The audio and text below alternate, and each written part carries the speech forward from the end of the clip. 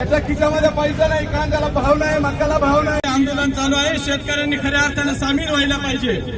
आपल्या इथे हे जे उपोषण करते आहे त्यांची कालची परिस्थिती जर बघितली तर खरोखर गैरवल्यासारखं झालं होतं. त्यांच्यातील प्रत्येकाला जीवाला धोका आहे. असं असून सुद्धा हे शेतकरी विरोधी सरकार त्यांच्याकडे बघण्याचं सुद्धा म्हणजे साधा प्रशासन त्यांना फोन करत नाही, त्यांच्याकडे बघत नाही.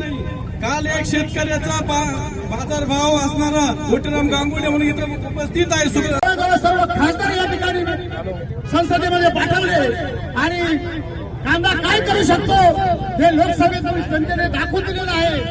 या ठिकाणी